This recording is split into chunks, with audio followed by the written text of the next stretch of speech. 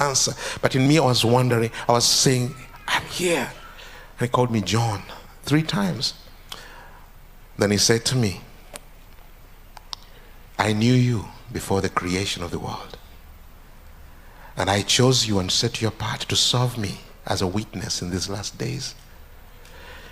But I want to say to you, if I had come today to take my bride, you wouldn't be part of that. I wouldn't take you. I can't describe the shock that came upon me. I think I was in shock. I didn't even respond. It was like, it hit me. And he repeated it. He said, I wouldn't take you. For it is written, he will appear to those who wait upon him. And said, you are not living your life as a person waiting upon me. You are allowing all kinds of filth to come into your life. You are living like one who cares not.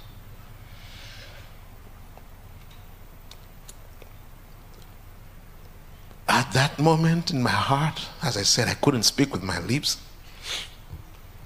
I was feeling, this can't be happening to me. I thought, I gave up my job to serve the Lord. I gave up my house which my father had given me because I wanted to go to the mission field. I gave up this, I gave up that. This can't be God saying to me, he wouldn't take me. All my theology and all my teachings could not accept that. And he spoke to me these words written in the book of 1 Corinthians, chapter 6. He just quoted them. I found them later. I couldn't even remember that they were in the scriptures, but when later on I found them in the scriptures. And it says in verse 9, do you not know that the wicked will not inherit the kingdom of God? Do not be deceived. Neither the sexually immoral, nor idolaters, nor adulterers, nor male prostitutes, nor homosexual offenders, nor thieves, nor greedy, nor drunkards, nor slanderers, nor swindlers will inherit the kingdom of God.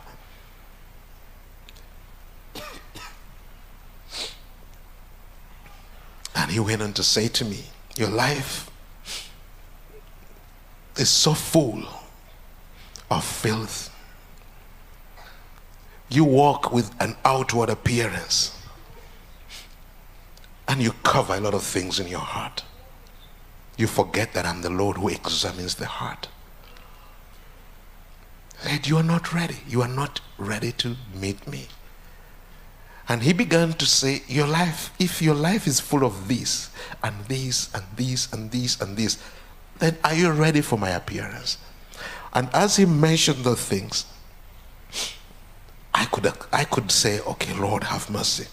Then he mentioned one thing that my heart rejected.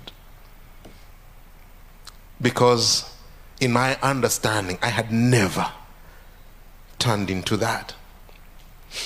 He said, if your life is full of fornication, and everything in me said, oh no, that can't be.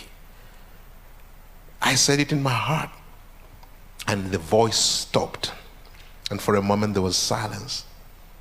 Then he said to me, there's no crooked word that comes out of my mouth. Do you call me a liar? I said, but because you don't even know your heart, I will show it to you. Remember this day when you're in this place at this hour. And brother, sister, I didn't remember. I practically saw myself back in that very moment. Not as a memory, as a reality. I was back in that moment. I saw myself seated in the taxi, waiting for the taxi to be like a cab to be filled. And then I was looking out at some lady with all kinds of filthy imaginations. And the moment it came back, I said, oh God, I have sinned against you. He said, no, you have not sinned. You live in sin. You live in that. You live from morning to evening in such imaginations.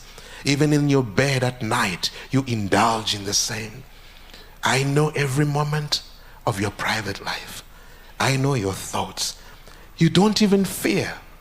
Even in church, seated in church, someone steps up on the platform to serve me, and you strip them naked in your imagination. And you imagine all kinds of things. It says, I am the Lord who examines the heart. Haven't you read that even he who looks upon a woman to lust after her has already committed adultery with her? And pictures began to pass before me of how my imagination works. And I could see, this is not something I could say, Lord, I fell in sin. Lord, I was weak. It was my way of life. It was a constant way of life. I was comfortable in it. And I was comfortable that nobody else could see it, but God was saying, I see it. I am the Lord who examines the heart. And I was so ashamed, but then he said, that's not the worst of all. You still live in these. And he began to mention things that appear humanly small. The envy, the manipulation and undercutting one another so that you remain appearing you are the best, you do the best, you preach better, you do more miracles, you are the more anointed, and all the manipulations and self-promotions, all the grudges that we hold in our hearts when we see somebody else being promoted or being recognized before us. But the way the Lord brought it out, it was so filthy. So filthy.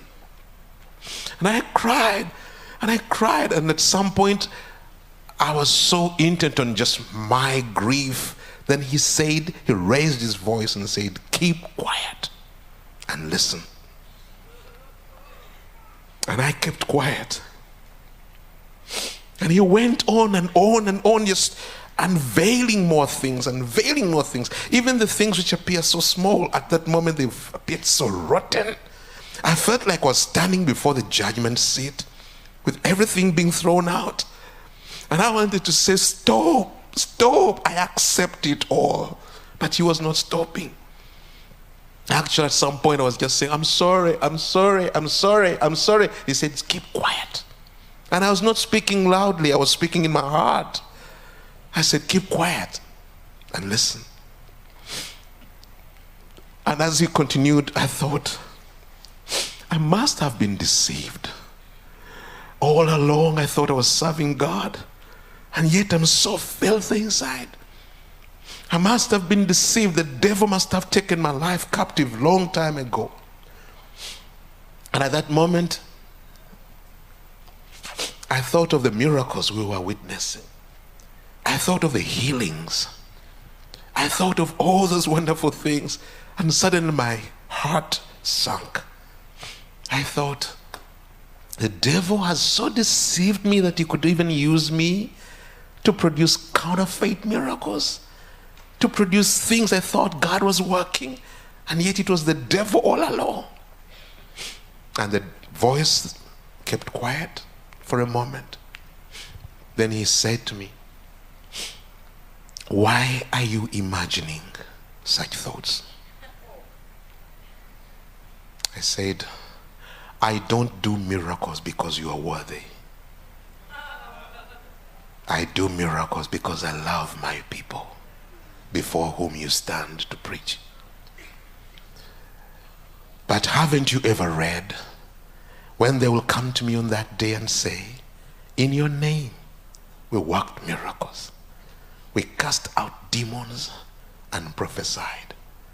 And then I'll say to them, get out of my sight, you workers of iniquity. I never knew you. Say, don't depend on the miracles to assess your worthiness. Your worthiness is not in the signs and wonders